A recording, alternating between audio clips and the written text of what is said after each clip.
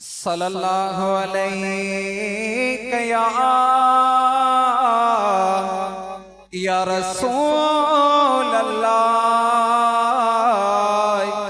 वसल्लम अलैका या हबीब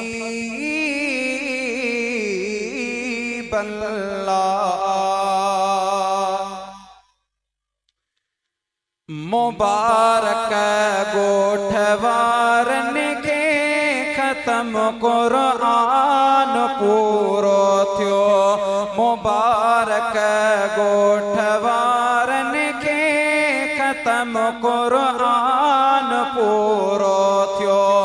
ही हाफिज मोकिला इन प्यार है, ही हाफिज मोकिला इन प्यार जो रमजान पूरो थियो। मुबारक गोठवारन के खत्म कुरान पूरो थियो। मुबारक गोठवारन के खत्म कुरान पूरो थियो। तरावी हो पया पढ़दा हुआसी बा जमात थी। तरावी हो पया पढ़दा हुआसी बा जमात थी। होयो दर्द सदोदारो, होयो दर्द सदोदारो, उहो दरमान पूरो थियो। मुबारक गोठवारन के खत्म कुरान पूरो थियो। मुबारक गोठवारन के खत्म कुरान पूरो थियो।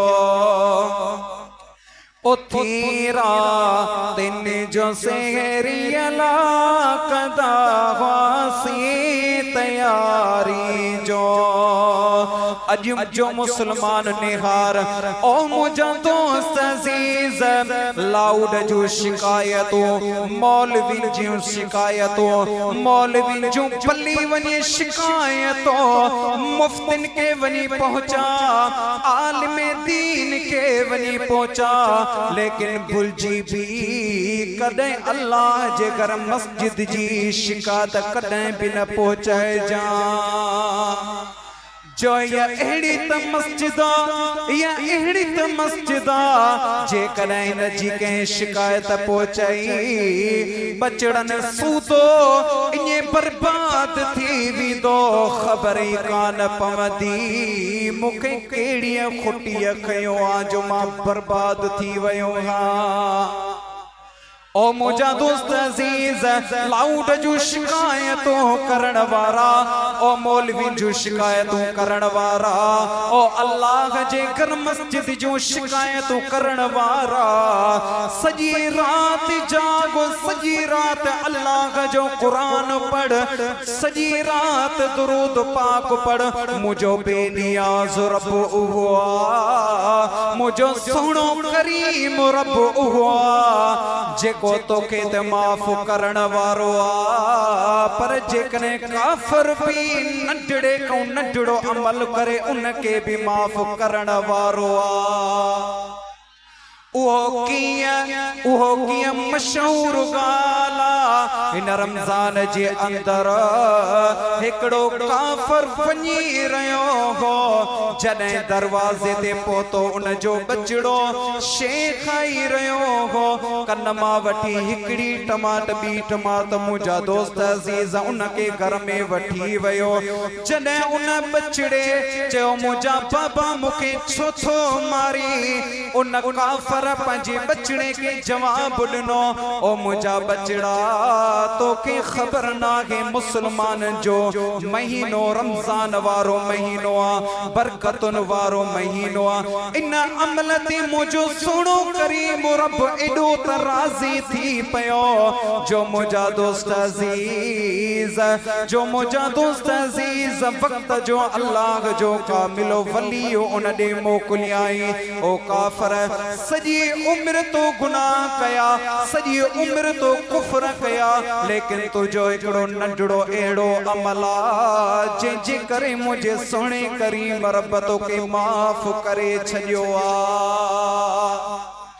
काफरन के भी माफ कंदो आ मोमिन त मिड़ी मुंहिंजा दोस्त अज़ीज़ मस्जिद के फिटाइण वारा मस्जिद जूं शिकायतूं करण वारा या तोखे मस्जिद कॾहिं भी माफ कोन कंदी ओ मुंहिंजा दोस्त अज़ीज़ मस्जिद मस्जिद मस्जिद अल्लाह जो घर मस्जिद आ अल्लाह जो घर मस्जिद त आहे पर हिकिड़े अल्लाह जे कामिल वलीअ जो भी घर मां साईं पीर गुल मोहम्मद काज़ी जो घर ओ मुंहिंजा दोस्त अज़ीज़ जेके सेरी मोकिलीन था जेके अफ्तारी मोकिलीन था उन्हनि जे लाइ दुआउनि शाइर फरमाए तो उथी रातिन जो सेहरी ला कंदा हुआसीं तयारी जो मज़ो ईंदो हुयो ॾाढो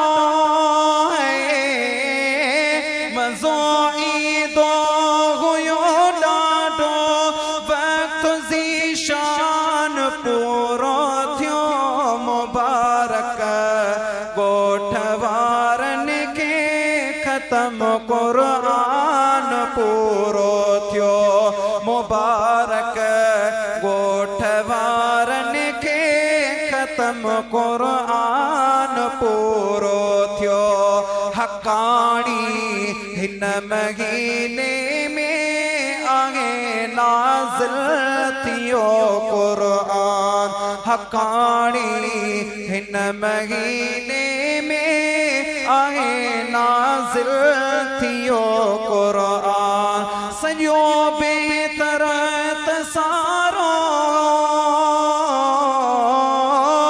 सॼो बेहतर तसारो अजब अनवार पूरो थियो मुबारक मुबारक ॻोठ वारनि खे ख़त्म क़ुरान